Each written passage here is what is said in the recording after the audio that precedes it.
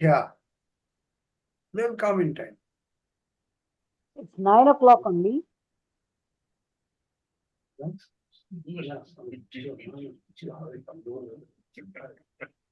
Good evening, sir. Sir, you are live now. Yes, yes. We are live on YouTube. Dr. Yashwant Rao. So you will take the discussion ahead from beginning, right, Yashwant Rao? Huh? Hello, Yashwant Rao. Are you getting me? Yeah, he's here, he's here. No, Sir, okay. he's asking you only. Yashwant, sir. Yashwant. He's sleeping. Maybe he Yeah, is his eyes are closed. connecting with audio. Kundu sir, by Yes, that yes. time you just try to share your screen and the presentation, please, so that I'll try afterwards to there should share. not be any problem. First, I'll click here. Huh?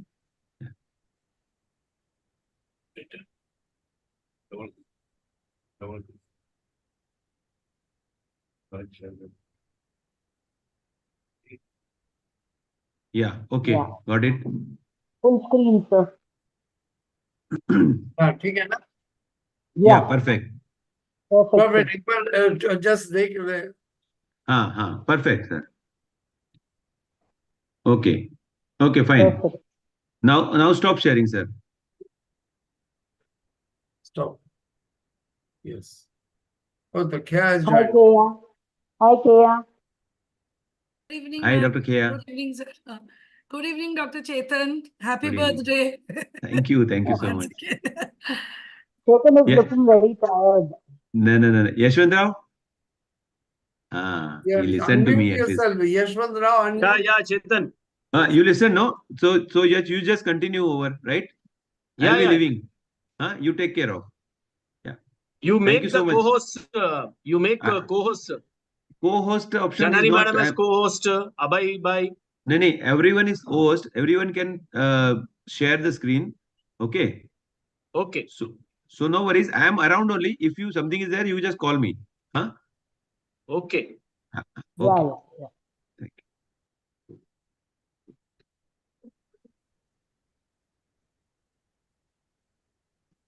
We'll start once Abhay and Bhaskar sir join.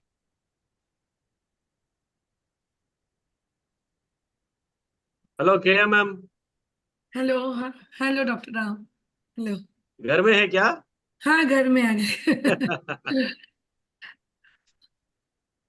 मेरा उतना late तक नहीं चलता है. 8:30 I'm back home. I have asked Somnath to come if there is any problem so that he can help me out. Yeah, I could see Yeah, Somnath. so- Hello, ma'am. Hi, sir. Hi, sir. Hi. Where is the other two? Bhaskar and Abhay. Each one of us will call one. 10 minutes बाकी है. I'll call Bhaskar sir, you call Abhay.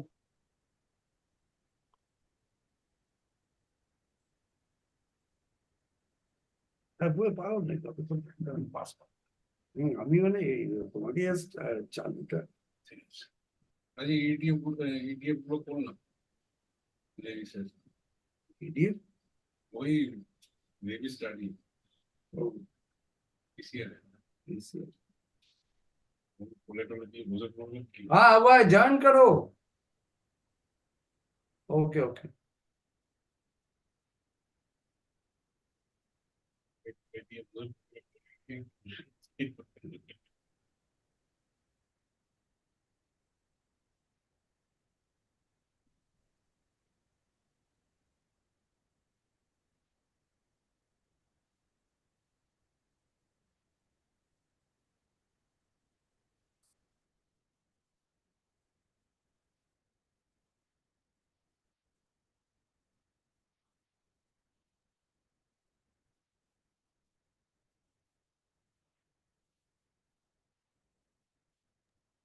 Bhaskar sir will join in 2 minutes.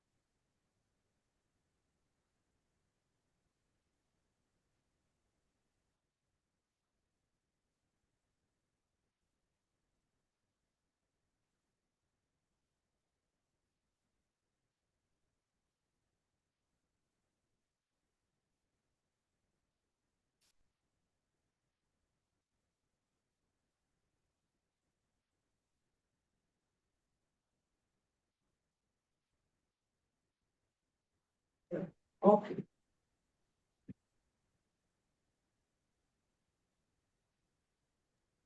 Fourth gear is on a second, third gear. Where is Bhaskar and Abhay? So Bhaskar sir said he'll join in another 2 minutes. I spoke to Bhaskar. I called Abhay. Abhay also said he'll be joining. Yeah, I think they all think 9 o'clock only, no? So they'll join exactly 2 minutes before that. Another 6 minutes more to go. As soon as they join, we'll start. Sir.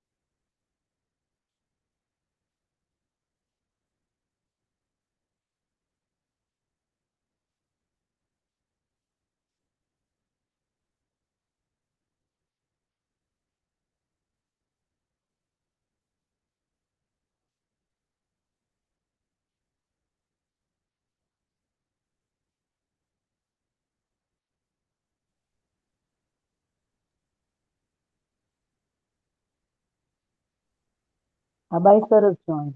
Yeah, good morning, good evening, Dr. Kundu. Madam, कैसे हो? Yeah, Yes, sir. अभय भाई नमस्ते. Namaste. How are you?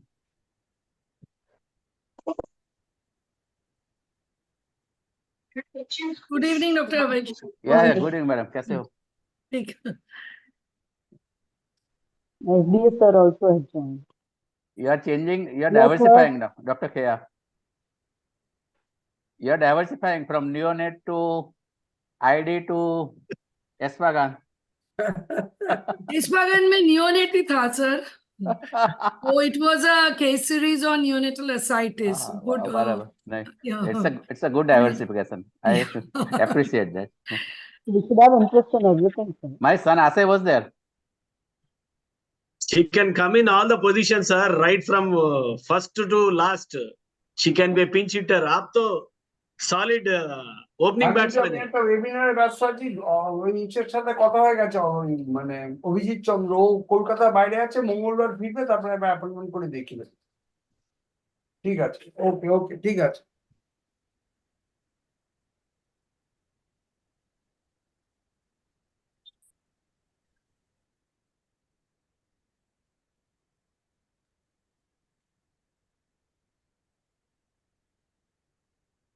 Bhaskar, where is Bhaskar? I am calling up, sir is not lifting phone. No, Bhaskar sir, the link is not working. I'm going to send it again. It says invalid link, it comes. So I'm going to send it again. So Balasubramaniam sir also has joined. Yeah. So Yashwant, you joined with this link I sent you, Yeah. and everybody all joined with the joined same together. link, no? Yes. Ah, We joined then with the why link you Bhaskar is sent having in mail. invalid? That's what I'm asking. Because I I have sent the same link only message to share to. now. No, the one which you sent in the email. That is the. See, email also, and Dr. It is Bala same. sir must And have joined with the WhatsApp also, WhatsApp link. Oh, yes, it Yeah, is I same. joined No? with the WhatsApp link. Same. only. But Okay. Bhaskar, I have made CC also for that. Okay. No, you must be joining. I think I've sent it now. Bhaskar sir mobile, it is showing as invalid. I am sending again. Namaskar, Dr. Bala Hello, sir. Good evening, all of you. Sir, good evening. Good evening, sir. Yes, Good yes, evening. yes. Yeah. Hi. Good evening, sir. Hi, Chetan. Many Hello, happy sir. returns of the day. I believe Thank it's you, your sir. birthday. Yes, Yeah. sir. Yeah, happy birthday, Chetan bhai. Thank you. Abhay. I thought you won't be here. You will be No, partying I started the things and then I'm going, but Bhaskar sir called me that he is not able to join. Oh. So again, I just wanted to ask what has happened. Because I have sent the same link to Dr. Ramakrishna, Dr. Nandani, Dr. All Bala of sir. us have got the same link Same. only. The same link. And the mail also, see, he has got a CC to which I sent you to Kundu sir and Abhesha and all panelists.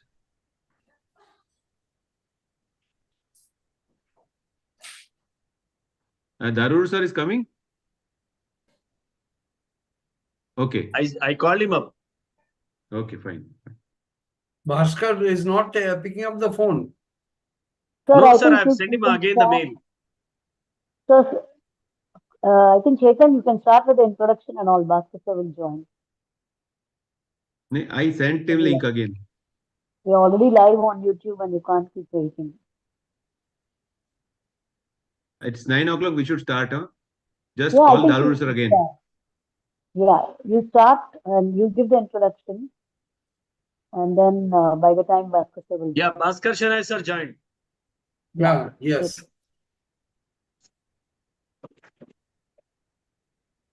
Good evening, Dr. Ramakrishna sir. Very good evening, Dr. Ramakrishna, Bye-bye. good evening. Good evening, sir. Sorry for the delay. Good evening. Good evening. Good Bhaskar evening. sir made the Right, right. entry at The the last time, moment. last minute. Bhaskar, Yeah. same link worked?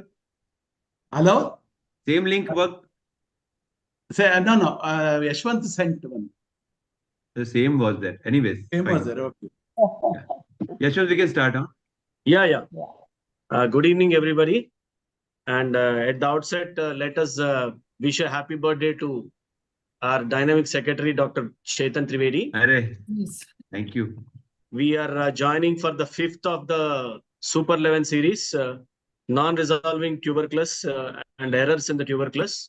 We have a distinguished panel today with Dr. Bhaskar Shanai sir, Dr. Keya ma'am, Dr. Janani Shankar ma'am, and our star batsman Abhay Shah sir. So I hand over today's proceedings to the moderator. I think Kundu sir is sharing the slides. So If shall I- Ranganath sir joins, Yes, sir. I've asked him to join. So shall I wait for Dr. Dararu? Yes, sir. And I'm again calling him, sir. So you can share the slides by then, sir. The slides are in between. Shall I start the show? Yes. Yeah, I think so. We should start.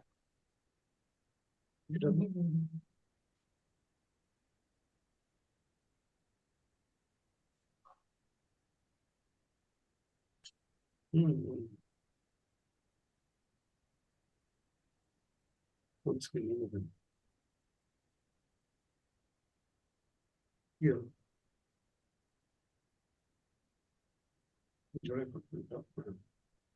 Full screen, sir. Yeah. Yes, So, sir. thanks to the IPID chapter for giving me an opportunity to present this non-responding TB, the common errors. My special thanks goes to the chairperson, Dr. Dararu, and also to the secretary, Dr. Chetan. So these two people has made this evening possible. And before I start, I'd like to just give a short introduction of the panelists I have. They are all four of them are excellent academician. And as you all know, Abhay Shah is known throughout the country, all the way from Ahmedabad. He has joined. He was the chairperson of this IPID chapter. And he served as a very important member of ACI VIP. And he is also in the editorial board of many textbooks and infectious disease book. The Bhaskar Shenoy, the most dynamic friend of mine. We have a long association. He is the head of the Department of Pediatrics, Manipal Hospital, Bangalore. And also, most important, he is the chairperson elect in the forthcoming year. And another very important thing, he is the managing editor of our journal of IPID chapter. Janani Shankar, a renowned academic from She's the medical director of Kanchi Kamakoti Child Trust Hospital, Tamil Nadu. She was the chairperson of the ID chapter of Tamil Nadu. She is an expert committee member of NTEP. The tuberculosis, which I will be discussing, is based on the NTEP recommendation. And she is also a member of the dengue guidelines. And she has numerous publications. And Kya, a long associate of mine since her early student days. He is now the associate professor in the NICU in charge of Institute of Child Health. She is the vice president of this IPID chapter, and she was also the first secretary of both IPID chapter and West Bengal ID chapter. West Bengal Indian Pediatrics. So to start with the subject, whenever we come across a child who is not responding to TB, we jump that we are dealing with the drug-resistant TB. But I tell you, most of the cases are not drug-resistant. Very few are drug-resistant. Drug resistance mostly we see in immunocompromised, those who are receiving steroids. So not all non-responding TB are drug-resistant TB. My main presentation is about this. And whenever a child is suffering from TB, we look at two important things, the treatment progress and the disease response. So this is how we monitor the response, and monitoring is done almost every month till the end of treatment, and thereafter every 6 months till first 2 years.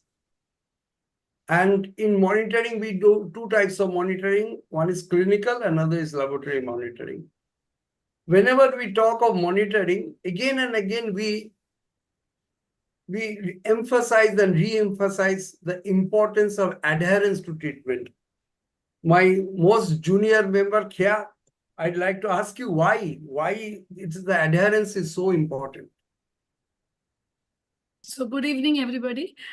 So basically, tuberculosis is a disease where if you give an effective and uninterrupted therapy, the cure rate is totally 100%. So the word uninterrupted is very important, and that's why adherence also. So the adherence, if you give an uninterrupted treatment, so not only the child is cured, but it also decreases the risk of spreading infection and also minimizes drug resistance. But often what happens whenever we are giving ATD drugs in the intensive phase itself, once the child becomes well, the parents often thinks, oh, disease to theek, it has been cured. So they try to stop and they think that 6 months treatment is unnecessary. So, but we have to reassure them not only for the cure, as I said, but also for stopping drug resistance and spreading the infection. Adherence is very important. And also important is child is totally dependent upon the adults for their medicine. They cannot take medicines for them. So it is the parents and the caregivers should understand how important is to complete the therapy. So whenever we do response monitoring, we see clinical response and microbiological response. Microbiological response is very important. While in diagnosis, we give very much importance to the newer WHO-approved rapid diagnostic tests like CBNAT. But when we monitor the response, CBNAT takes a back stage. It is the smear microscopy and culture which is important. Again, Kya, why it should be like this? So the answer is pretty simple. In CBNAT, it is basically an application of the DNA or RNA, whatever is the thing here. So we use a nucleic acid probe and which amplify and we detect. So it will obviously detect any nucleic acid present in the samplet, be it live or be it dead. So for diagnosing, it is important, but when already the bacteria are killed and the dead nucleic acid is circulating, this CBNAT is sensitive and it will pick up those also. So we cannot say whether it's a living bacilli or a dead nucleic acid. So always living culture or this is important rather than doing a CBNAT if we want to really monitor microbiologically. Right. Sir, can I make a point, sir? Yes, definitely. Sir, in fact, as she told, the dead bacilli also can be detected and residual DNAs may be detected. But the duration of detection of these things We'll can come be to as it. long as 2 years. Yes, we'll come to it. Yes, that's So not only for now, monitoring, but also for follow-up. Yeah. Yes. now coming to the case scenarios. So this is Amina. She is 7-year-old female child who has fever for last 2 months. Aminia's mother suffered from TB, sputum positive TB. Aminia not only had fever but had undocumented weight loss. We did a MANTU with PPD2 TU, which was positive 15 millimeter. So, my panelist, any Abhay, Bhaskar, or Yeah. Janani, So, is yeah. Aminia is a TB suspect. We would like to know who are the TB suspect. Yeah, so it is good evening, everybody. So most important thing that now we use the word presumptive case of tuberculosis. TB suspect we no more use. And any child who has got the unremitting fever, which is persisting for more than 2 weeks, or any child who has the unremitting cough, not recurrent, like just like asthma or the wheezers, unremitting cough, which is lasting for 2 weeks. And if there is a weight loss, which is more than 5% of the highest record in the last 3 months, and when there is a no response as far as the nutritional rehabilitation is concerned, in a case of SAM, they are all are the presumptive case of tuberculosis. The contact within 2 years down the line may or may not be available. So if all these features are there, then it considered presumptive case of tuberculosis. Now look at this Amina. There is fever 2 months. Of course, it should have been documented by then by any caregiver. There is a undocumented weight loss. So documentation and the growth chart is very, very important. But if the child has weight loss which is substantial, I think parents can make out that she is losing weight, even if it was not recorded or not documented. So, and there is a history of contact, that is sputum positive, smear positive mother. And on top, there is a one more evidence which increases the specificity of this test. That is the TST, which is 15 millimeter in duration, and that too with the true TU. So I think there are all the chances that we need to have the roll out or confirm the active tuberculosis. And as per the NTP guideline, the first that I would do is the X-ray test. So we have done an X-ray test, which is definitely showing a high level lymphadenopathy. All of you can see. Yeah. We did an induced sputum, and it showed expert ultra MTB positive, but it was rifampicin insensitive. Yeah. We started with the standard therapy of 2 HRZE followed by 4 HRE on 22nd of December. And we discharged after 3 days, though the child still had cough and fever. Next, what happened? After 15 days, as you ask the patient to come, usually first visit and after 15 days, the Aminia came to our outpatient department, and the mother complained that the Aminia is still running high fever spike every day. He had drenching sweats at night, and his appetite is still not much, no appetite.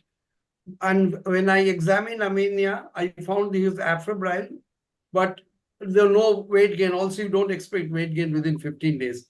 But I didn't find anything particular in overall examination. So what I did, I advised Aminia's mother to maintain a 6-hourly temperature chart.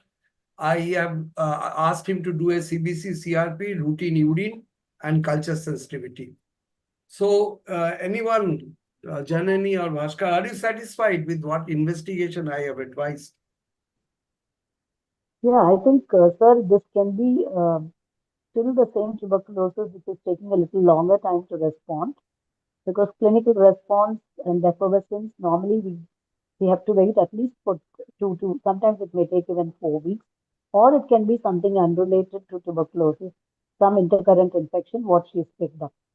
And also we should make sure at this point of time whether the therapy, whatever we have given, the medicines, whether she's taken it properly, whether she's missed the medicines, whether she's been vomiting the medicines. All those things also, compliance needs to be checked. Intercurrent new infection has to be ruled out, and we should not rush and, label it as a So, non-responder. actually, I myself has asked for it, but it was, I don't think it is justified, because the Aminia has nothing particular in examination. Not required. It was a fever without focus. Can I add something? Yes. So one important thing that you ask for the expert ultra. So when the ultra is there, and if the TB detection is trace, I think you should be very certain, and second, you need to send the culture, number 2. And in the same case, if suppose the child has improved first, and if then there is recurrence of the fever, then it makes the sense to investigate. But in this Yes. case, this investigation is not required. So through and through improvement was not there. So Yeah. most likely it is a TB which is Continuous continuing. process, yeah. So what happened then? So we should not investigate, sir, within this. Because Yeah. there's nothing particular on There is examination. nothing. So investigation you might do. I did investigation just to show Amina's mother that something is being done. That could be a I asked him to go back again without doing anything. So next, after 10 days, she again came back with the reports. Now his hemoglobin was 10.2 with total count of 12,650, differential 56, neutro 40, lympho. CRP was not that high, 18 cutoff of 6. Urine, routine and pus cells was only 2 to 3. Can you and mute? culture- Nandini ma'am has to mute herself. Dr. Ma'am, Nandini, can I request? Sorry. Yeah. Thank you, madam. Yeah. So what I did, temperature persisting, 3 to 4 spikes a day, still not eating properly. Again, I examined anemia very in details. I couldn't find any abnormality. So 25 days has passed since she has started AT therapy. And my question to the panelists, Bhaskar, what are you suspecting and what to do? Sir, one thing is whether we should see, in addition to all those things which Dr. Janani has told, the compliance and other thing. Now, when the fever is persisting, whether it is she's not responding, whether the child has worsened. Here, the child hasn't worsened, and in tuberculosis, the fever can come down anywhere between 15 days to even up to 4 weeks. Some cases, it can be little longer also. And even the weight gain, you may not be seeing those weight gains in the first few days. And in a pediatric tuberculosis, it's said that the weight gain is taking little longer time. So the cough, fever, and weight gain may take around 3 to 4 weeks, sometimes little more. And during this process, if the child is not worsening, the symptoms are not worsening or not developing any newer problem, I would like to wait at least for 4 weeks or few days more. So that's right. So what we did, we checked whether the regime is correct. It was obviously correct. We asked to bring all the medicine and empty strips. We correct dose, correct pill. Adherence was therapy was assured, and there was no vomiting. Abhay. What about the HIV status of this child, sir? Yes, I think it is very important. That's the thing. Actually, very, very important that in all cases of TB, HIV is a must. But fortunately, in our hospital, any child who is admitted, we do an HIV and hepatitis B screening, universal, lot more for every patient. So do you need to do a smear, CBNAT or MGIT? Janani, if you want to investigate further. No, sir, I think I will wait, sir. Because as Bhaskar sir mentioned, there is no worsening. Achha. And as you mentioned, HIV is non-reactive. So I would just reassure and wait. So we also, neither we did a smear, CBNAT or MGIT. We asked again to come after some days. So in our case, deprivation took 5 long weeks and weight gain started 2 weeks thereafter. So in our case, it was not a non-response. It was a delayed response of symptoms and signs.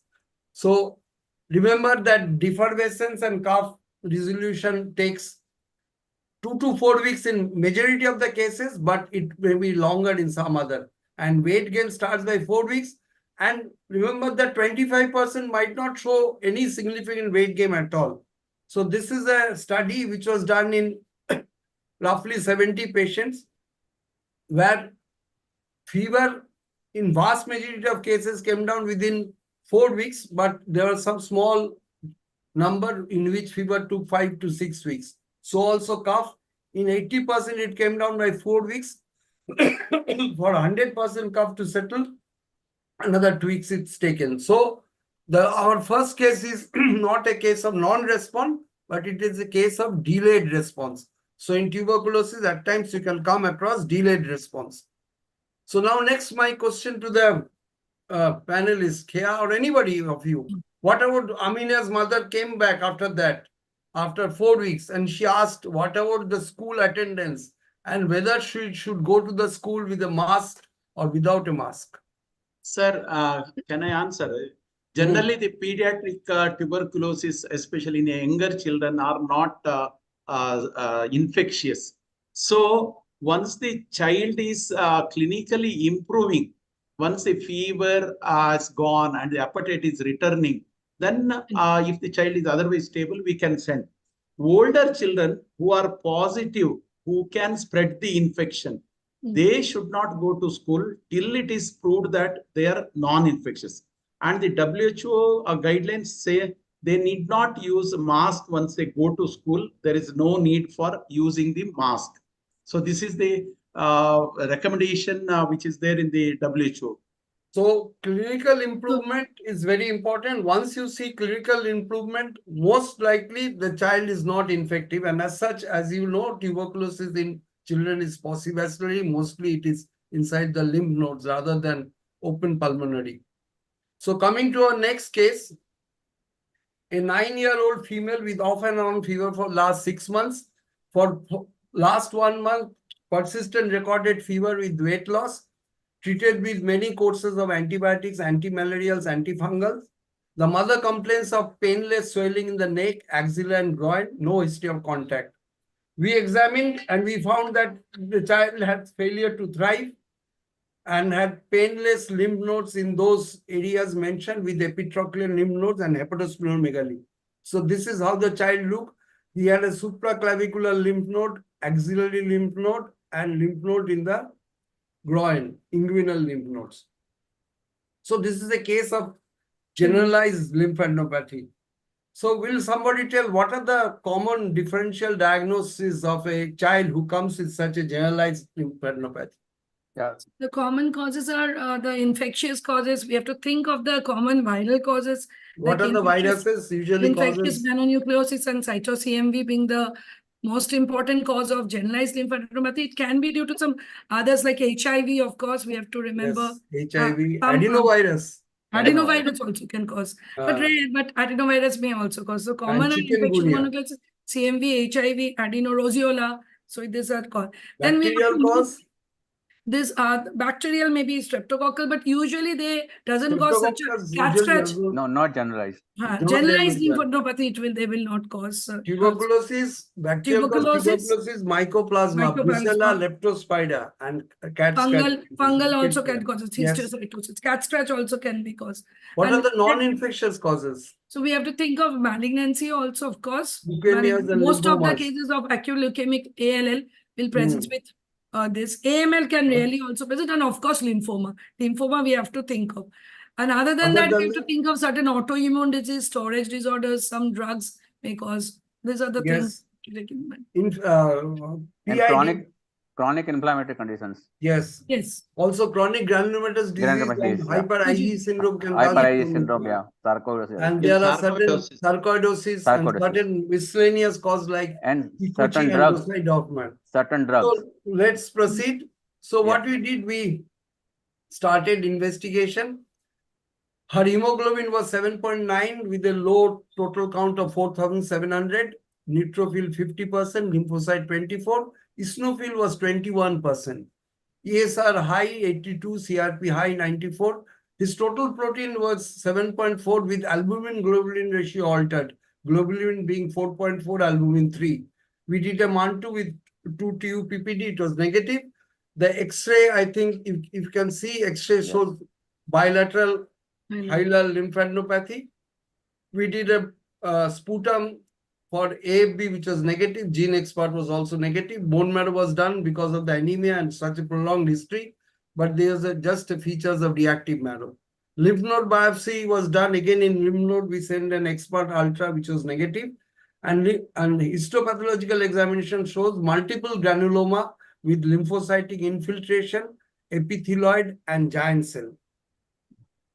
So we started ATD on the basis of prolonged history, X-ray, bilateral lymphadenopathy, lymph node biopsy, granuloma, lymphocytes, lymphocytic epithelial and giant cell. As there was no risk factors of MRD, drug resistant TB, so we started on 2-HRZD, 4-HRE. And after 2 months of assured adherent intensive therapy, the fever persisted. There was no weight gain, no decrease in lymph node size. So my next question, what went wrong and what were the pointers in this case of non-TB? Yeah, so here you go to the first slide, sir, please. History. History. First slide, yeah. So if you look, you will dissect there is fever on and off since 6 months, and child has lymphadenopathy. Of course, child will not have this hepatosplenomegaly. I presume that there is no hepatosplenomegaly, and there is no bony tenderness, and there is no petechial spots. So here there is a clear-cut case of a generalized lymphadenopathy. Now this fever can be both of the infectious origin or can be inflammatory origin. Now I will bang more on the side of the inflammation, looking at the count, especially the eosinophil count. There is a hypereosinophil is there is leukopenia is there, and hemoglobin is there. So this is a anemia of chronic inflammation, or it can be anemia of chronic infection. There is lymphadenopathy, liver and spleen at this stage are not spared, and there is hilar lymphadenopathy. So whenever there is a this type of globulin means hyperglobulin is there, I think we need to have some granulomatous disease. Now, as far as granulomatous disease is concerned, there are two types. One is a caseating and other is a non-caseating. Now, yeah, so it's a non-caseating. So the inflammatory granuloma, non-tubercle inflammatory granuloma comes to my mind. And amongst them, one can be a NTM, that is non-mycobacterial tuberculosis, and second, it can be other sarcoidosis. So I will definitely go for the serum calcium level and angiotensin E level. So why eosinophilia, hypergammaglobulinemia, and non-caseating granuloma is very, no very response to the AKT, which is well adhered. So before going further, can somebody tell what are the other than non-tubercular mycobacteria? What are the other causes of non-caseating granulomas? So cryptococcosis, then all pulmonary mycosis like histoplasmosis. Or fungal infections. All fungal brucellosis, sir, brucellosis. Toxoplasma. Also, toxoplasma, granulomatosis, lymphomas, histiocytosis, CGD, sir, and sarcoidosis. They usually cause non-caseating. So why did we check hypercalcemia and hypercalciuria and angiotensin converting enzyme? Yeah, usually for the sarcoidosis, mainly the sarcoidosis, because these epithelial giant cells, they produce such. So, sir, but one thing is, sir, ASAE is not specific for not specific, but it gives a corroborative evidence. It can increase even in histoplasmosis or silicosis and leprosy also, and even non-sarcoid conditions like hyperthyroidism, all those things. So there are many other conditions, but it should be taken with the clinical this thing. Yeah, and other thing is we have to look at the uveitis also, sir. Uveitis, that is one thing. So how does sarcoidosis diagnosed? So as far as, can I continue? No. Yeah. Yes. So as far as the clinical history is concerned, high index of suspicion is very important. Most of the constitutive symptoms are like tuberculosis, but in majority of the cases there won't be hypereosinophilia as in sarcoidosis, but not in the TB. Similarly, leukopenia is not a consistent feature as far as the TB is concerned. It's a feature of the sarcoidosis. Number 2. Number 3, even on the basis of granuloma, of course, with non-caseating, if we start AKT on the ground of the clinically diagnosed tuberculosis, there won't be any response to the tuberculosis and the condition remains the same.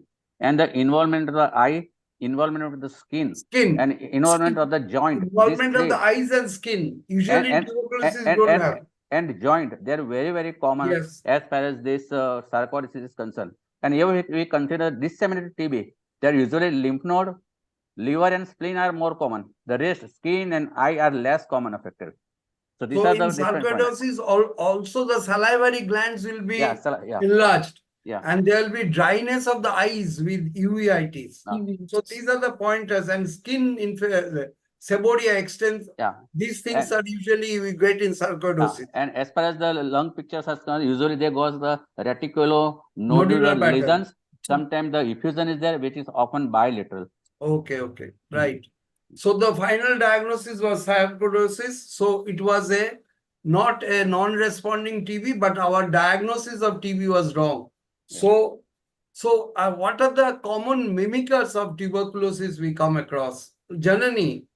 Yeah, non-tuberculous mycobacteria, pulmonary aspergillosis, cystic fibrosis, I wouldn't call. Yeah, can say. HIV, of course, we have already mentioned. So these are all the mimickers of tuberculosis. Non-tuberculous mycobacteria, point to add is the smear will be positive and the expert will be negative. So we'll come to that's this later. Wait, so these are the few important HIV, cystic fibrosis, sarcoidosis, non-tubercular mycobacteria. Now my question to Janani, HIV and TB, how they cause problem with, say, clinical features, diagnosis, treatment, prognosis?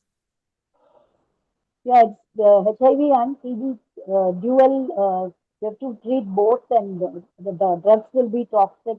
Compliance may not be good. The symptoms will be overlapping, and you have to take care of the nutrition to make sure that the medicines are given correctly. Look for toxic effects of both the drugs. It is a challenging thing, and it takes a longer time for resolution. And you will also get opportunistic infections are more common with HIV. So you may get a lymphoid interstitial pneumonia or something like that during treatment.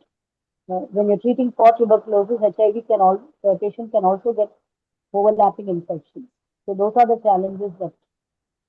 So one potentiates the other. If you are not going to treat the other one is never going to improve. So that's one more thing. And one more thing, normally, if you are tuberculosis infection, if you have tuberculosis infection, not disease, your lifetime risk of developing infection to disease is only 10%. But if you have HIV, it increases as high as 60%. And also HIV promotes relapse and reinfection of TB, and it also promotes another epidemic of multi-drug resistant TB. So that's very important. So in all cases of TB, HIV status is a must, and you must look after it. So anyone of you, Bhaskar, when do you suspect pulmonary aspergillosis? Generally, these invasive or pulmonary aspergillosis is suspected in children who have underlying causes, generally immunocompromised children, or those who have some chronic disorders like maybe cystic fibrosis or asthma, or those who have already cavities, because those who have cavitating tuberculosis, they can develop what is called as the aspergilloma. So those who are asthma or those who have immunocompromised, those who have sarcoidosis, those who have cystic fibrosis, those who have cavitatory lung disease, these are the patients who are likely to have that. And by investigations, both clinical and then radiological and microbiological. Somebody please unmute yourself. Continue, Bhaskar. So you usually do a galactomannan test, and whenever you find an asthmatic person or cystic fibrosis is not improving, then Dr. Kundu, there is a crosstalk. There is a crosstalk. Yes, please. Somebody. Dr. Jalil Ahmed, sir. Dr. Jalil Ahmed, please mute yourself. Jalil sir, please mute. Dr. Jalil Ahmed, please mute yourself. Yes. Dr. Jalil Ahmed, please mute yourself. Dr. Jalil. 75. Our side is 75, our side 225. Someone should leave. Dr. Ishmael Rao, can you mute Dr. Jalil?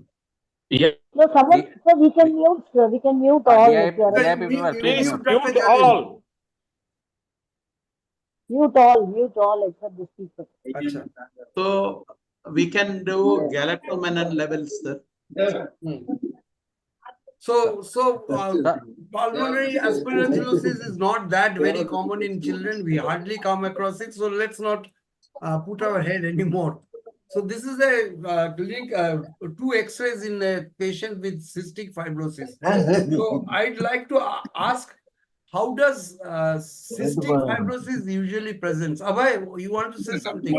No, only in the previous case, aspergillosis is concerned, we need to have a KOH preparation, and there will be a septate hyphae. And secondly, this galactomannan is very specific, more specific for this aspergillosis, not for the candida. That is true. Jashwant, can you mute Dr. Jalil Ahmed? Please mute everybody. Yeah, I'm calling him. I'm going to tell him to mute. DIAP person has Dr. Jashwant. Yeah, sir, I'm trying to do that, sir. If I unmute everybody, you cannot. No, only that person. So is it possible for you to do that? I am Or not call? the host. It is the PIDA which is the host. No, that is Chetan only. We can tell Chetan to do it. So let's go to the next. So this is cystic fibrosis. I'd like to know how does cystic fibrosis and tuberculosis, how they might be related, not relation, how does it comes in the differential diagnosis? What is the common presentation of cystic fibrosis?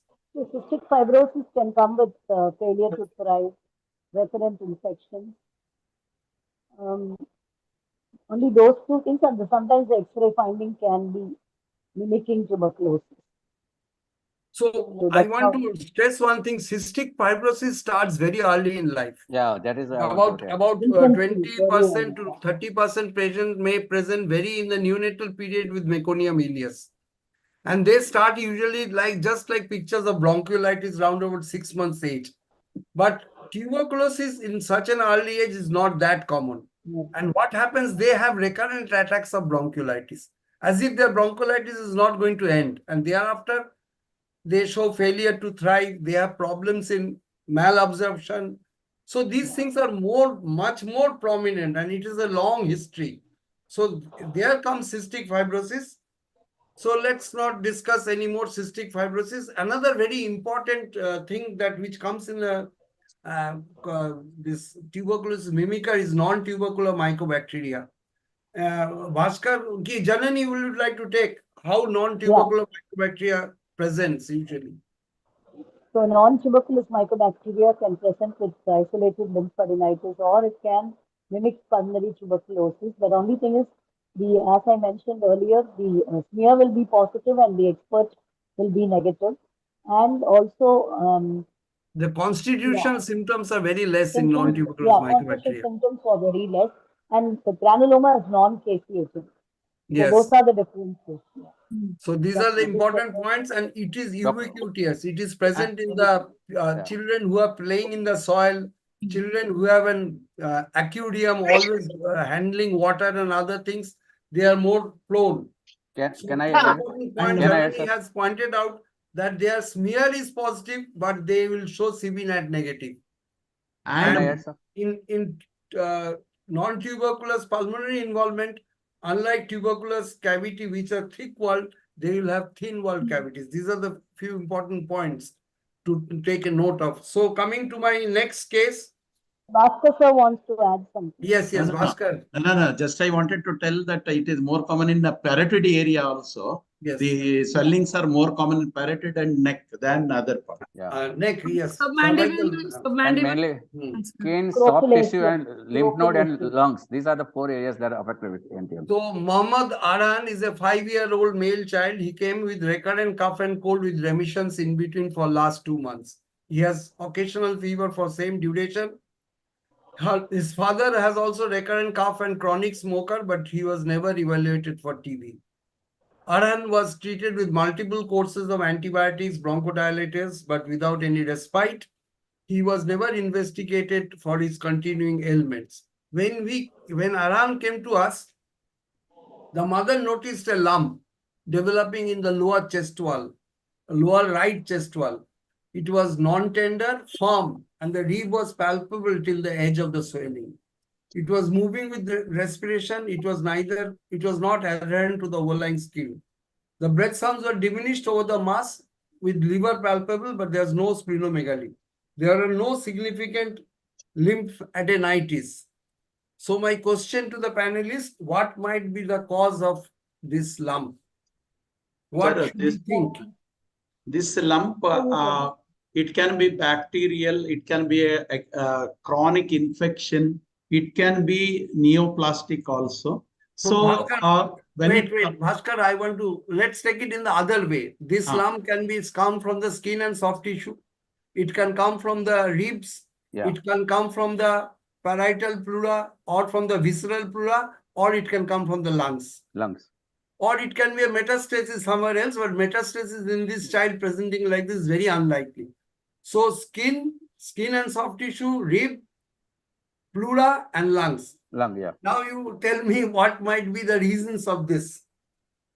See, in skin and subcutaneous tissue, even a bacterial infection which is partially treated or prolonged treated imperfectly can proceed for long time. Antibioma, you are telling. Antibioma.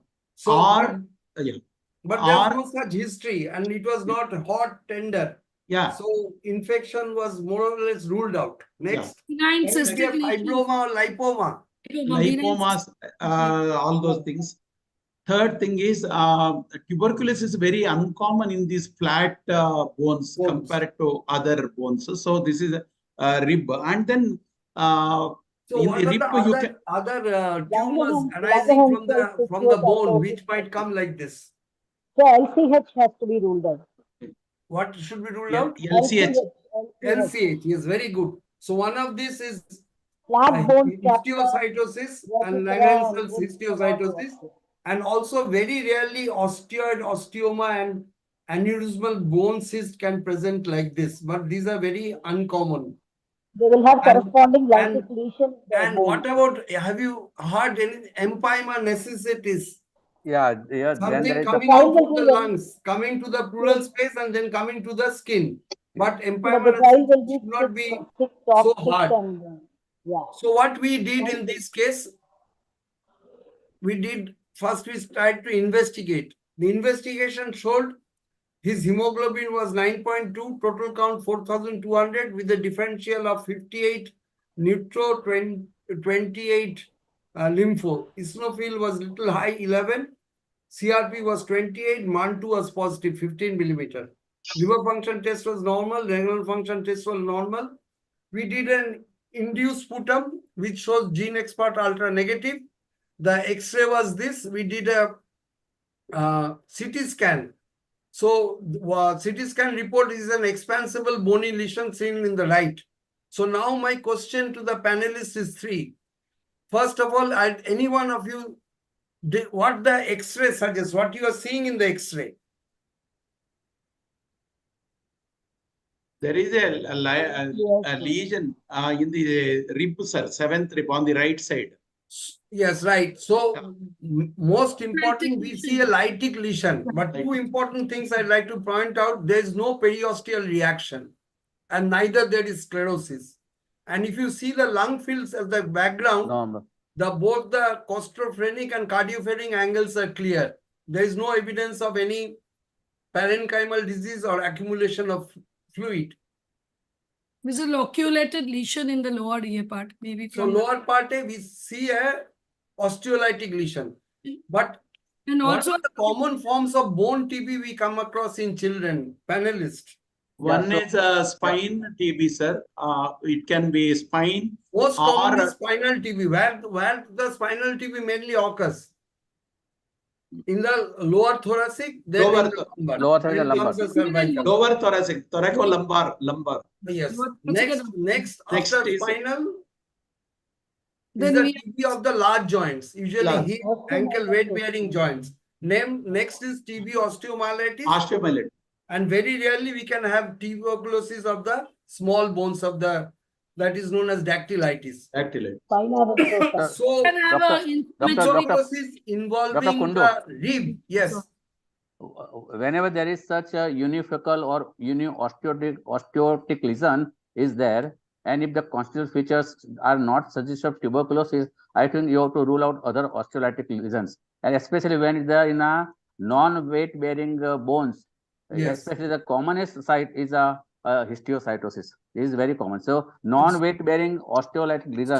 So yes, I take your differential diagnosis of histiocytosis, but before that, I'd like to tell one important thing. The tuberculosis of the bone, especially the rib, is very, very rare. Yeah, We very hardly come across tuberculosis of the ribs. So this is number one. Can it be an empyema necessitans? What is an empyema necessitans and how do you diagnose empyema necessitans? So there is Anybody? extension of the empyema in the either in the bone of the bones or in the soft tissue. Thoracic space. So whenever the pleural cavity appears, it's And strained that's possible. Yeah. in the So subcutaneous. paranymonic effusion or empyema, when it ruptures the parietal pleural and comes out in the subcutaneous space, we call it empyema. And the best way to diagnose an empyema is to do a CT scan. But as in our hospital, we don't have a CT scan, we have an MRI. So we did an MRI of the chest, and mainly we are trying to do an FNAC or biopsy. But unfortunately, the parents were reluctant. They didn't give a consent for anesthesia. So what we did an MRI of the chest. And this is the MRI of the chest, how it looked.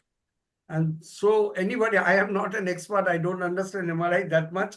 So anybody, can you tell what you were seeing?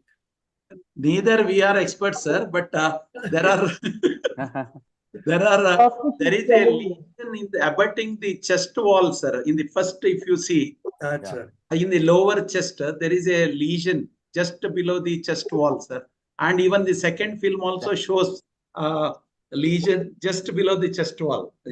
So this is the picture. So let us read the report. So what impression he did, he gave us a rib destruction with lobulated soft tissue intensity lesion noted on the right side posteriorly and anteriorly. There was minimal pleural effusion. And the radiologist's comment was possibility of two things here, said pulmonary tuberculosis with involvement of the multiple ribs or a neoplastic lesion, etc. needs to be considered.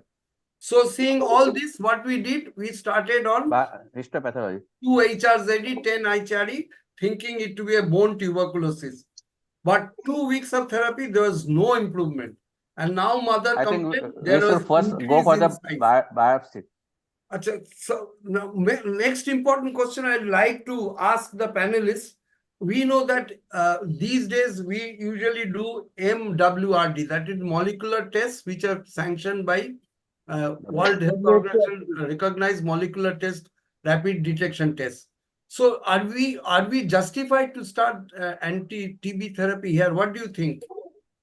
No, sir. Without bacteriological confirmation or histopathological confirmation, I don't think it's so we weren't justified. Had it been the mother gave us consent for doing a biopsy, but as the mother didn't give a consent for biopsy, there was no other way. So we started anti-TB therapy. Now, after 2 weeks of therapy showing no improvement and increasing in size, the parents agreed to go for a biopsy.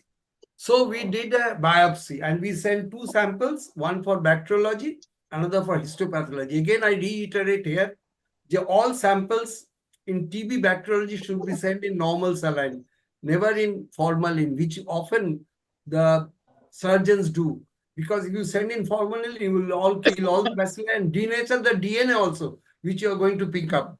So, and if you want to do a histopathology, then send it in a formalin. So CVNet biopsy came out. It showed no Mycobacterium tuberculosis, and this was the histopathology report. They said infection was immunohistochemistry is necessary, because they thought it to be a case of Langerhans cells histiocytosis. And immunohistochemistry was done. So it was a confirmed case of Langerhans cells histiocytosis. Now my question to the panelists, how LCH resembles TB? So as far as there is again the constitutional features of fever and everything, fever, anemia, everything. And usually the involvement of the bone is most common, which is not that common with the TB. Yes. So and which bones are usually involved in so, case so of when there LCA? is a non-weight Flat bearing bones, bones, flat especially bones. the Flat bones, skull, especially skull, skull, rib, vertebra, Vertebra, process, pelvis. vertebra. These are they are Yes. more commonly affected. And besides that, they have skin involvement. Yeah. And secondly, the Ammonia. immunohistochemical method is very staining is very, very important for the yes, diagnosis. Yeah.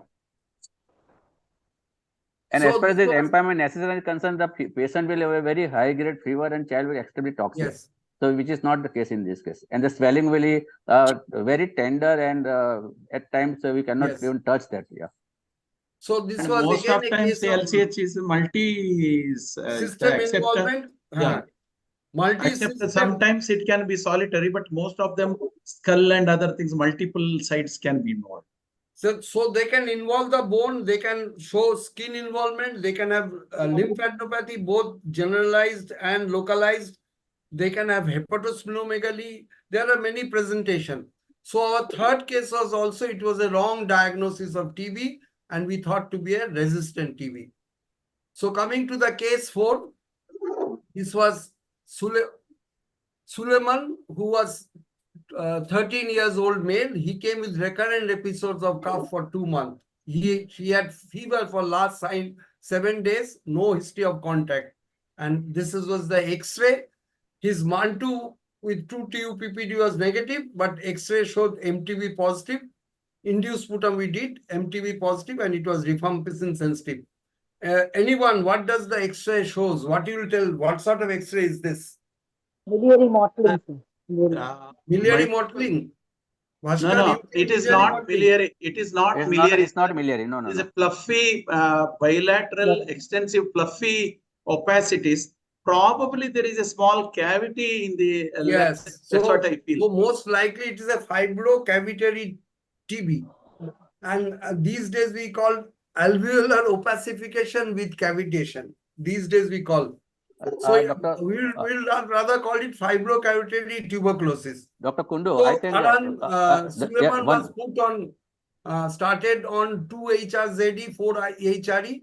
Within 3 weeks, the cough subsided, or fever subsided within 3 weeks, and cough subsided within 4 weeks. But unfortunately, the repeat X-ray was done after 1 month. And what does this repeat X-ray reveals? Was it justified? And what should be the ideal time of doing a repeat X-ray? so Anyone as of per, the panelists? if the child is improving, there is no need to go for the repeat X-ray. Number one, even if you are going to do if you do the X-ray, you may not expect the radiological improvement or the resolution. So most of the time, at the end of the therapy, it is better to go for the repeat X-ray. Yeah. Unless If the you do baby an is not X-ray deteriorating showing in no future. improvement, as the radiologist will report, it causes anxiety, unnecessary anxiety in the parents. Yeah. So there's no point of doing an X-ray repeatedly in a child who is improving. So the X-ray, I don't think justified. And if you see Clearing there's takes a slightly longer any time. difference in both the X-rays, it is almost same. Almost same, yeah. So the radiologist will definitely report after 1 month there's no improvement. So and this again, radiological resolution may take a much longer time. longer time. Is, So that is this what X-ray was not at all justified. So after 2 months of intensive therapy, Suleiman showed significant clinical improvement with weight gain. There was no cough, fever, active alert. He started school. Continued the therapy continuation phase for 4 more months. There was no constitutional symptom, was doing well. He had good appetite and has gained weight. Then when he went back to his native place, after about a month, he was shown to a GP that he had TB and other things. And what the GP did, he asked a repeat X-ray and a CBNAT sputum. Now, was it justified? No. For follow-up case, CBNAT should not be done because Not there done, may be and neither X-ray was needed. not, Because yeah. the child What is improved. The required is child only was going smear to and school. culture. Yeah. So this was the X-ray, and the CBNAT shows MTB detected, rifampicin sensitive. The practitioner opined that seeing the X-ray that no, it doesn't show any improvement. There is still fibrosis, still the lung have patches, and so he told that Again, you have to give anti-TB therapy, and he sent back the case to our hospital. No, So it's- now my question is, what the X-ray reveals?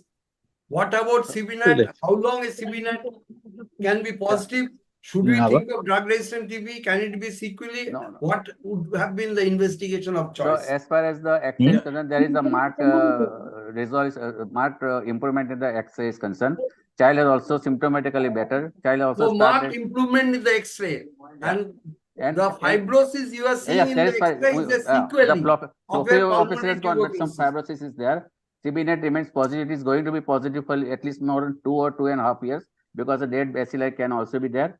And so it is no question of thinking of drug resistance. Only it's a sequelae of the TB, and this fibrocavitary lesion might have ended up into some fibrosis. So if the child is okay, then nothing is to be done. So pulmonary fibrosis is an accepted complication of very severe fibrocavitary TB.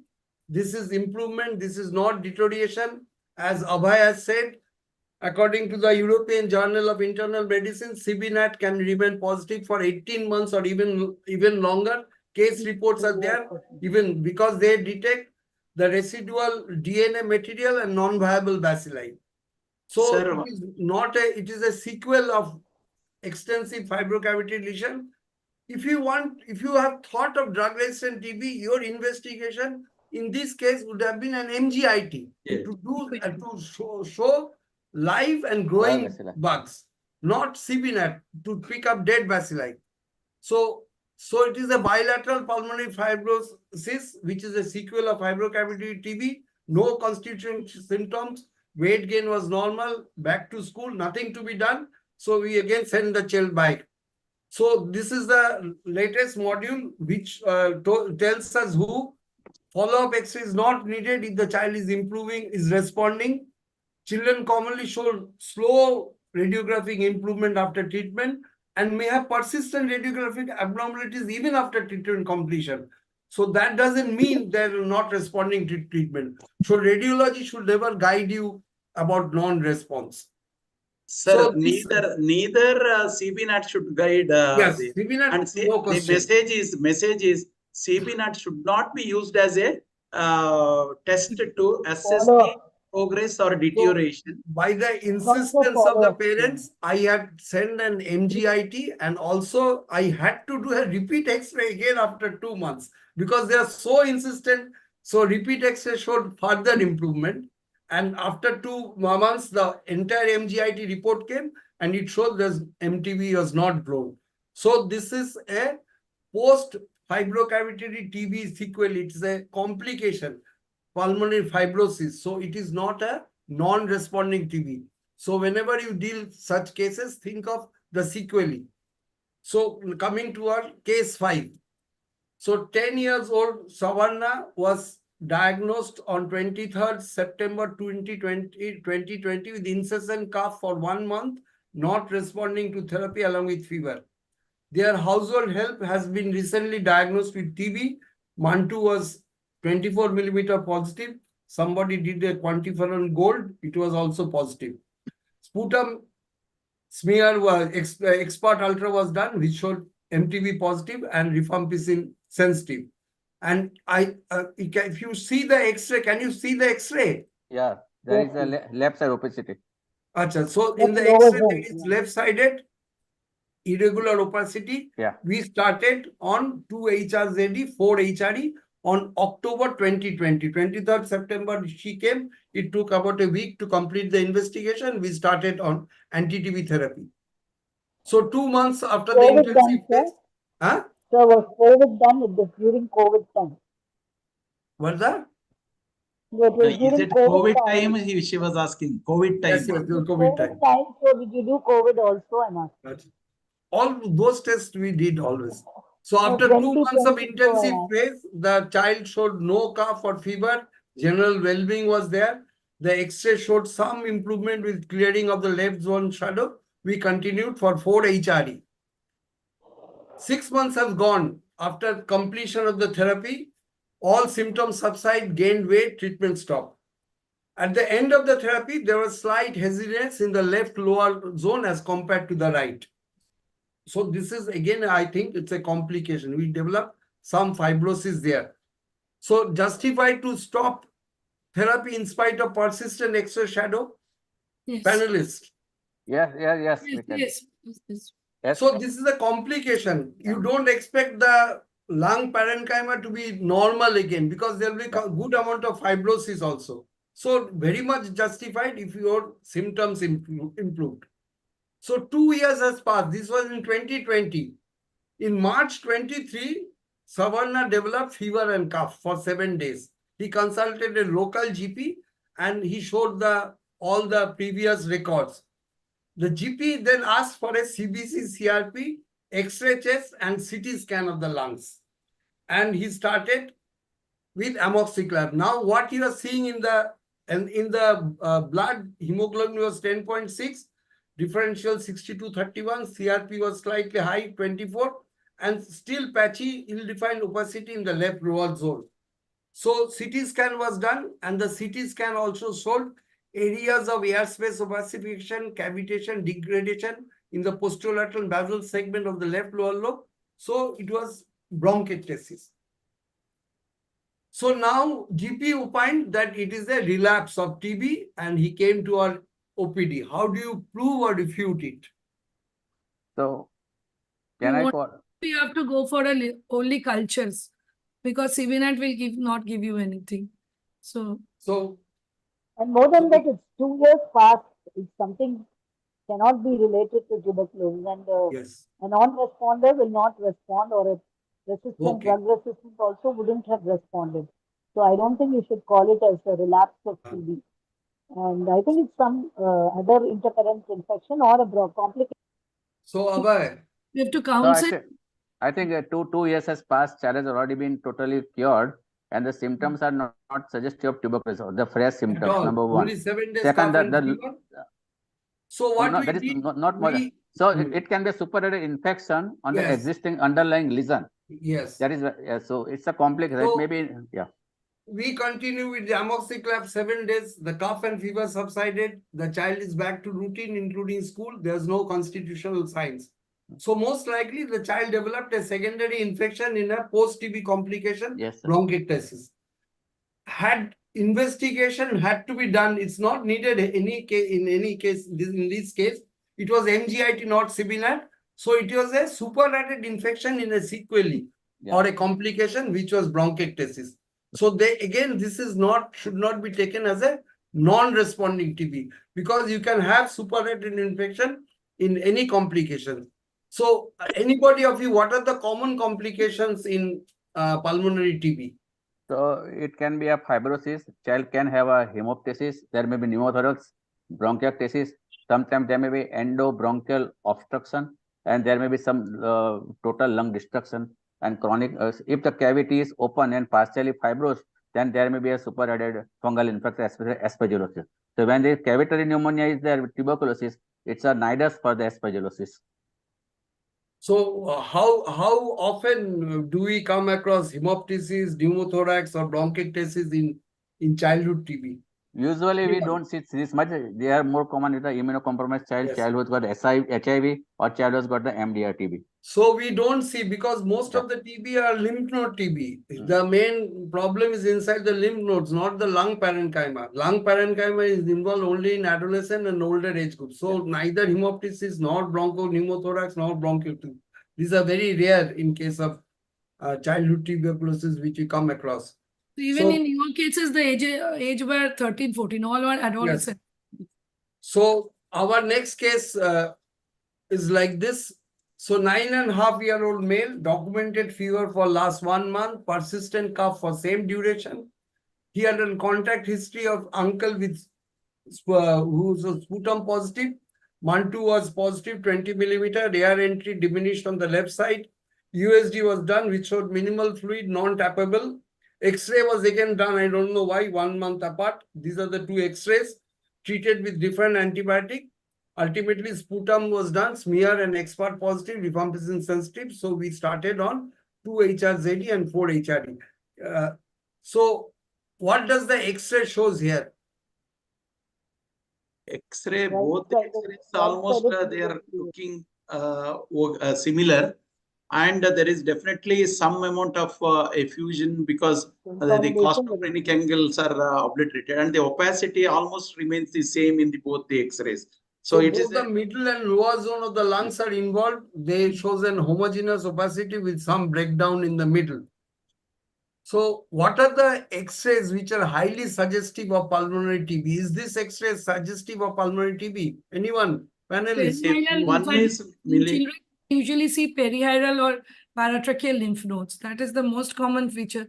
Now, also we can see miliary opacification, often we see, and very rarely in older children we see cavitations. If we see opacification, that it has to be a homogeneous, and the child should not be very critically ill, like a streptococcal pneumonia. And if there is, again, it can be a pericardial or pleural effusion, but of course, we have to exclude empyema or pyopericardium, where the child will not be that acutely ill. So if we think... Dr. Kundu sir. Yes. As far as the highly suggestive X-ray is concerned, only 3 things are there: hilar and paratracheal lymphadenopathy, miliary tuberculosis, and fibrocarditis lesion.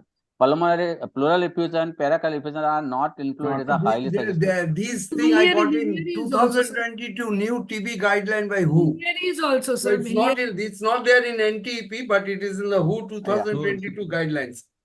So that's the reason I've kept it here. So after 2 months of supervised regular therapy, but again, the child is running temperature, persistent cough, occasional respiratory distress, no improvement in chest auscultation, repeat X-ray, showed no improvement, in fact, further deterioration. So what are you thinking of? My first question to the panelists. So here the local opacity has not increased. So we need to think about some local cause.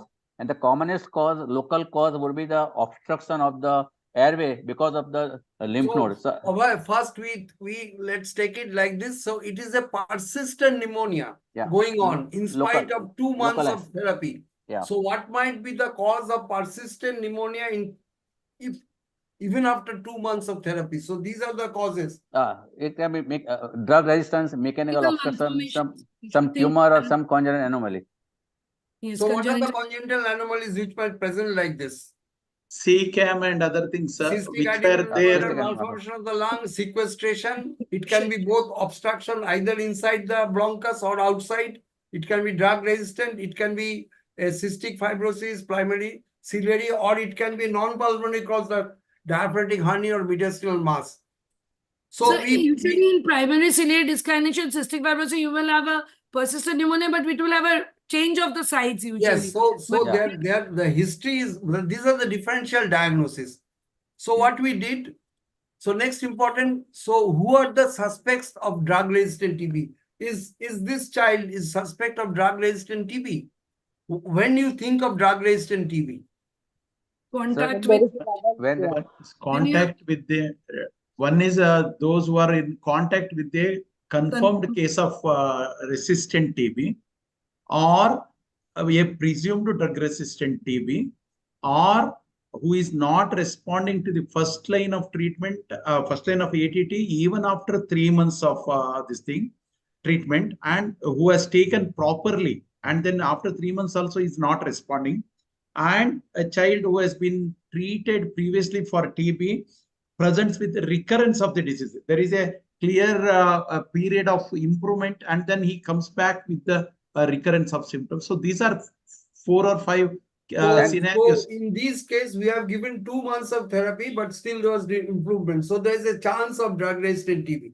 Now, I'd like to ask, what did you like to do, a CT scan or bronchoscopy? When do you do a CT scan and when do you ask for a bronchoscopy? One of the panelists. So, when we suspect airway disease or something obstruction, I will go for the bronchoscopy because it will give me some material for the microbial diagnosis. But when I'm looking at a local parenchymal lesion and chances of getting it more of an anatomical lesion, I think CT would be better. So CT will give only anatomy, whereas if you do a bronchoscopy, you can pick up something to see whether it is really drug resistant or not. So we went for a bronchoscopy. We did a flexible bronchoscope. It showed endobronchial caseation in the right lower lobe. Bronchus completely obstructing the opening of the anterior segment. There was right middle lobe showing irregular mucosa, and the right lower lobe also has compression from outside. We took a bronchoalveolar lavage. We did an AFB smear. It was negative. Expert MTB detected, rifampicin sensitive, and MGIT growth no. So what has happened to this child? Panelist.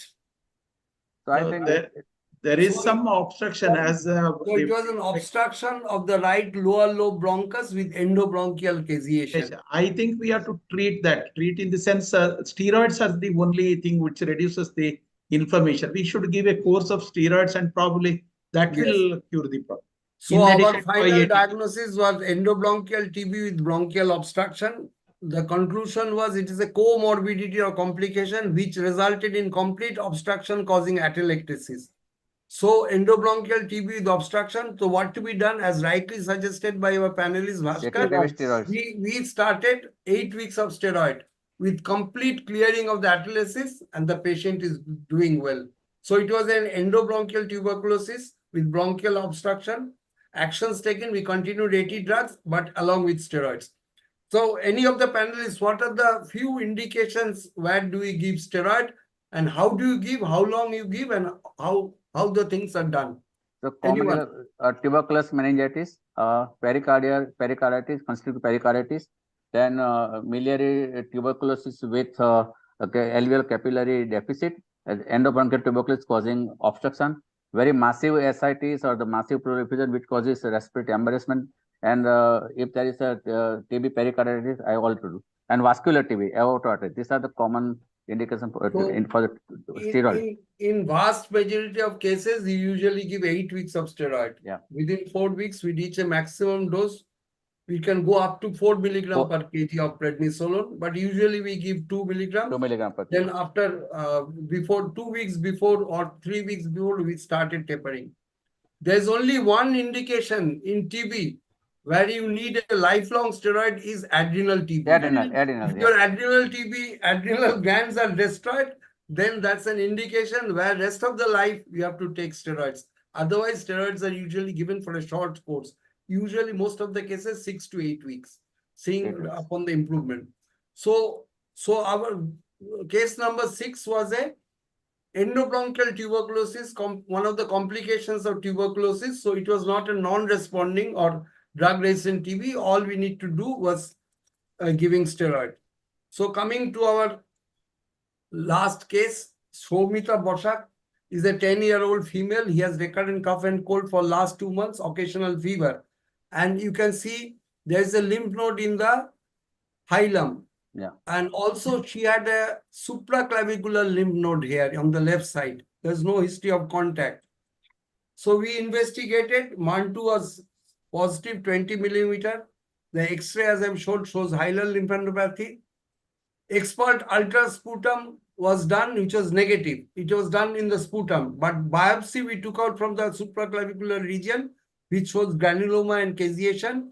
Expert ultra was MTB positive, rifampicin sensitive. We put the child on 2 HRZD, 4 HRD from June 23. Progress to response. Beautiful response in next 2 months without any fever and cough. Everything was going smoothly. But after 2 months, it was in June 23. In September 23, she came, mother noticed a lump here at the middle of the chest. No fever, cough, gradually increasing in size, non-tender bogey feel. There was no lymphadenopathy, no hepatosplenomegaly. Bilateral air entry was normal. There was no weight loss. The child didn't have any other problem. So what are the possibilities you think of? Let us discuss like this. Say, start from the skin and go inside. What might be the possibility?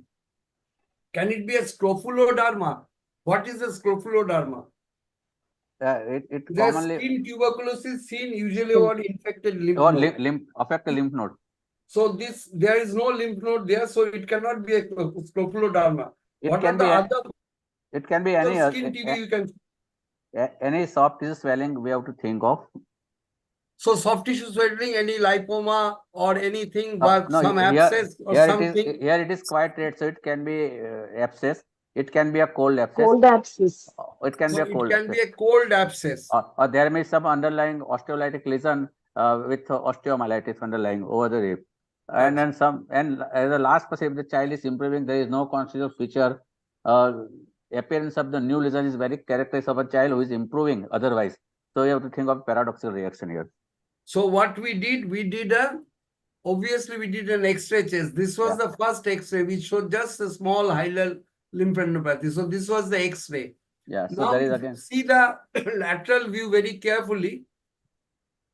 There is a soft tissue mass in the anterior mediastinum. Yeah. And this mass has come out, giving rise to a soft tissue swelling inside. Yeah. But if you see the bones, the sternum and the bones, there is no involvement of the bones. Yeah. So some tissue which has started from the mediastinum has come out. Yeah. Mostly lymph node. Anterior mediastinum mostly lymph node. It has not involved the bones. Yeah. The sternum is intact. The ribs are intact. There's no involvement of the ribs or any bony involvement. So it is a non-destructive lesion which has occurred. Yeah. So what we did further? So what does the X-ray? I told you what the X-ray showed. So we did investigation. We found the total count was not that high. His hemoglobin was normal, platelet was normal, CRP was not high. Rest of the investigation didn't show any significant abnormalities. So this was a CT scan which was done. Again, I am not a very good interpreter of CT. Views were taken. And so ultimately the CT scan report showed that enlarged hypodense lymph node in the left supraclavicular lesion. Here we did the biopsy. Lobulated lesion in the anterior mediastinum, likely lymph node. Fibrotic strands and subsegmental atelectasis in the anterior segment of the lung. Multiple tiny centrilobular nodules in bilateral upper lobe. So they suggested features of tuberculosis etiology. So what to do now and what do you think? We should go for the tissue diagnosis now. So biopsy, CT guided biopsy is very, very important. Or you can do that. We won't allow the skin to rupture by itself. Sinus should not be developed. We'll rather remove the offending mass and then we do. So FNAC, we cannot do FNAC here. So surgical reference was taken and the patient was planned for incision and drainage of the swelling. Anti-tuberculosis drug was continued. Pus was drained from the swelling, sent for CB-NAT and MGIT. We sent also culture and sensitivity for pyogenic organism, and we also did an histopathological examination of the tissues from the wall encapsulating the pus. So is this a non-responsive TB or drug-resistant TB? What to be done now? What do you think, panelists? It is not a drug-resistant TB because we need to have a culture proof. So it is not a as per the, again, it's a non-responsive. I don't see it. I think it can be a non-tuberculous pus simple. So chances of drug-resistant TB is very low because there's no constitutional symptoms. Also, non-response is low because the child is gaining weight, no fever, everything is except that swelling. It's so most likely we are dealing with an immunological reaction, TB Iris. So it is the paradoxical upgrading lesion, TB Irish. So what is the TB Irish? Any of the, please explain to the viewers. Sir, one is a child who is already improved, and after a variable period of time, they show appearance of a new lesion or worsening of the old lesions. That usually occurs. And the second thing is they can have a appearance of a new pleural effusion. They can have appearance of a new lymph node.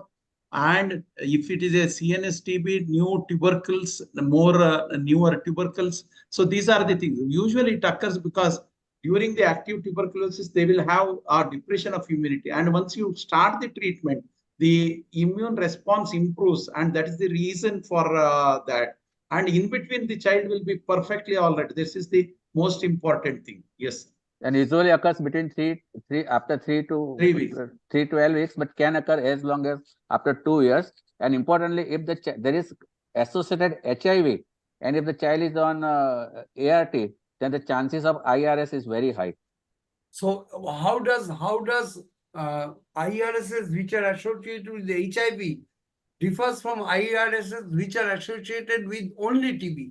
Yeah, so as far as the TB is concerned, it's a local upgradation of the local immunity, whereas the in HIV it's a systemic systemic upgradation So of the immunity. constitutional symptoms are Will be there. much higher In case HIV, of yeah. HIV, Yeah. and there are two types of IRIS in case of HIV. One is paradoxical IRIS, which means worsening of the tuberculosis lesion with effective heart therapy. Another is unmasking IRIS. You have started HIV therapy not knowing that the child had TB. Suddenly you found the child has very severe TB. But in case of tuberculosis IRIS, the symptoms are localized, just as it happened here. It is only in the sternal area or in the anterior mediastinum. So constitutional symptoms in case of TB IRIS is much low. Most of the cases you need not do anything. All you have to do continue with anti-TB therapy. Whereas in case of HIV associated IRIS, at times you have to stop therapy. At times you have to start with steroids to give anti-inflammatory. But in this case, we don't require. So what we did, we just drained the pus. And this was after 5 days post-operative. This was some more time.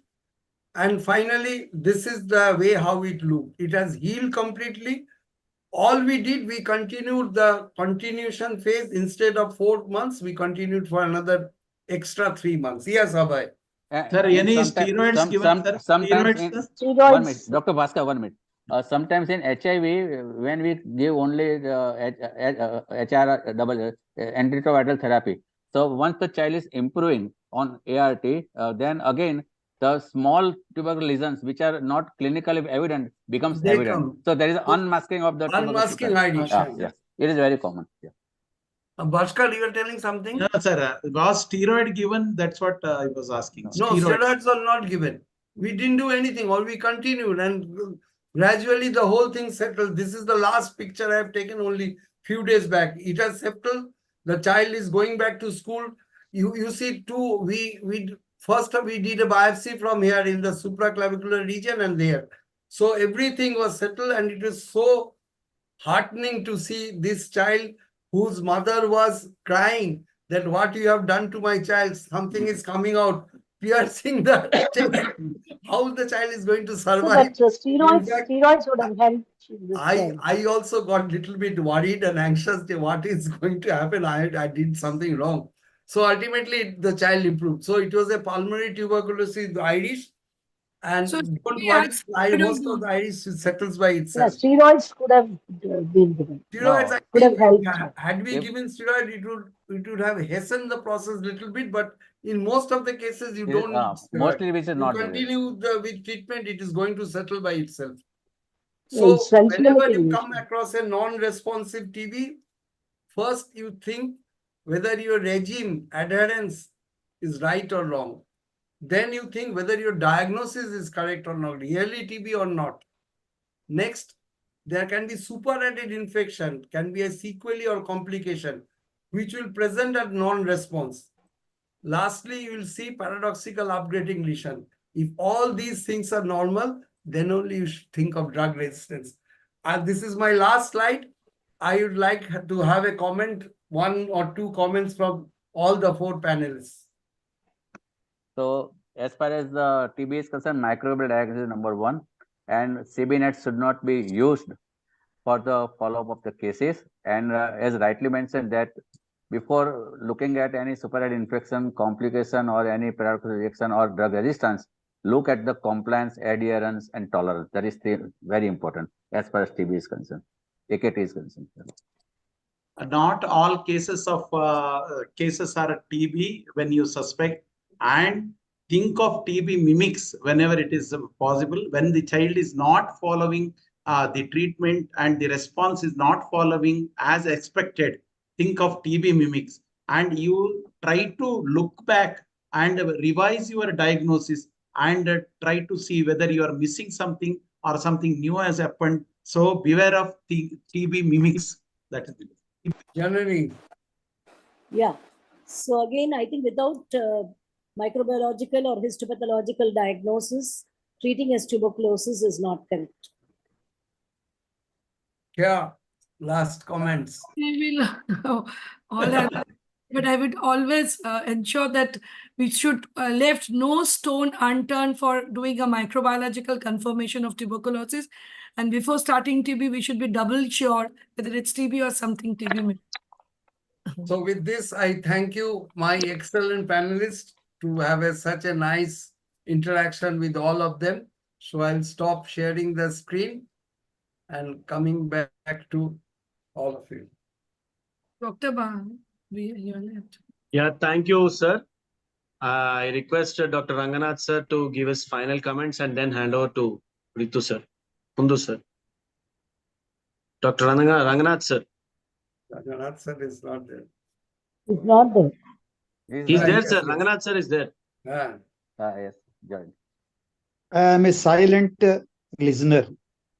I don't interrupt or jump in and say something. Right. The discussion was very lively. The variety of cases you have shown are, for 6 months, I worked in tuberculosis department in Chest Hospital, Hyderabad.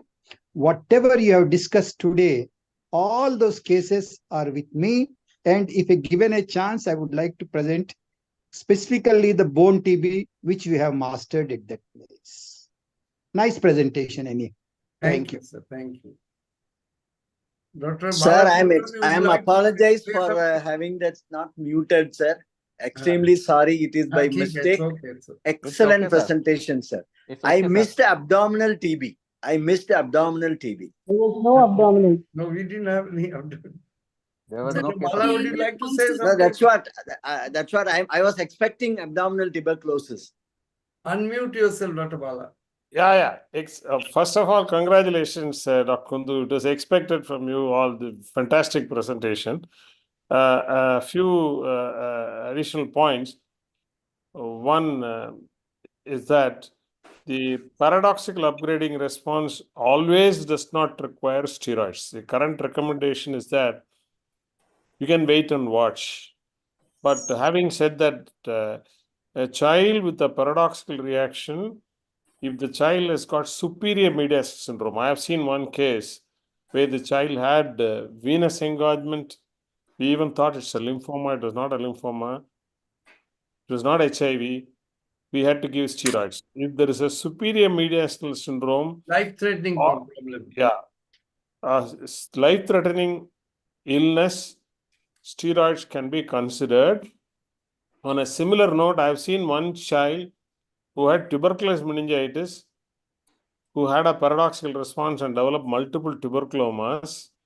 In fact, with help from Dr. Soumya Swaminathan, we even procured thalidomide and gave to the child. Of course, we lost the child. This is about 15 years back.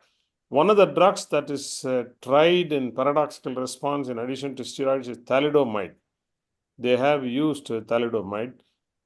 Third, of course, one comment is that when a TB does not respond, other than HIV, you also have to think of other immunodeficiencies, particularly two notorious immunodeficiencies. One is chronic granulomatous disease. Second is MSMD, Mendelian susceptibility to disorder, the gamma interferon defect. They also will not respond.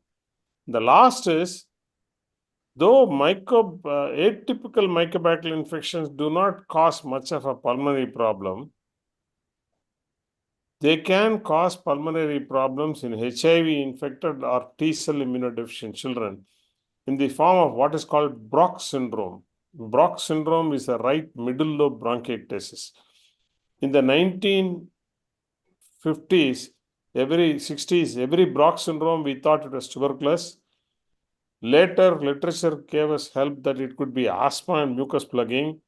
Now, the latest thing in adult TB is that if there is a middle lobe syndrome, we'll have to think of Mycobacterium avium intracellulare, which is an atypical mycobacterial infection with pulmonary complication.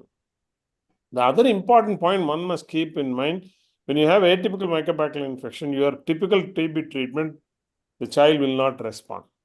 So one of the reasons for non-response is atypical mycobacterial infection, which will not respond to your usual NTEP schedule.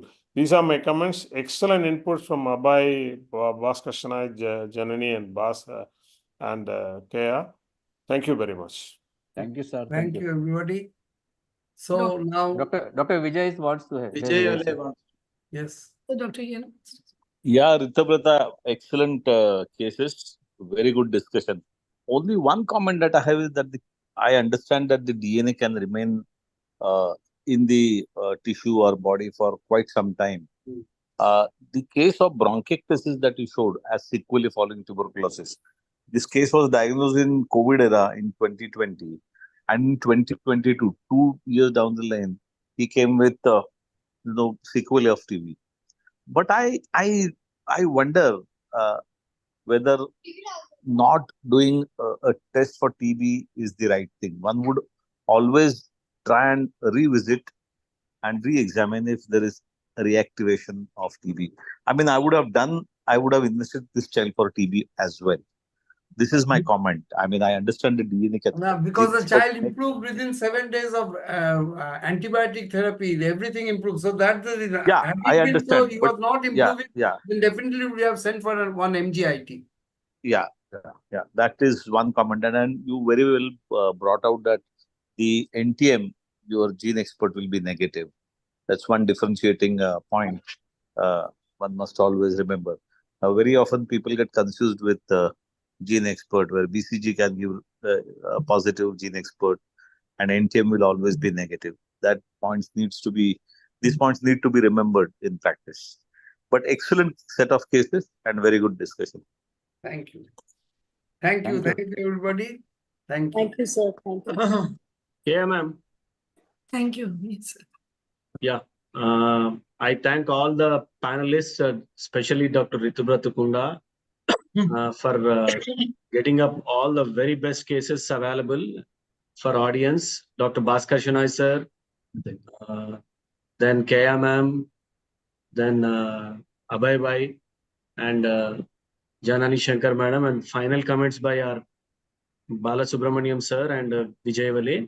I thank all the panelists and audience for taking up their prime time from 9 to 10:30. Thank you one and all. We'll join next month for the 6th session of Super 11. Thank you so much. Thank you. Thank you, Dr. Thank you very much. Chairperson, for giving me the opportunity to be one of the Thank you. Excellent cases, sir. Excellent. Thank you, sir. Thank you very much. Thank you. Bye. Good night. Good night and goodbye. Thank you, sir. Yes, sir. Thank you, Abhay bhai. Yes, thank you.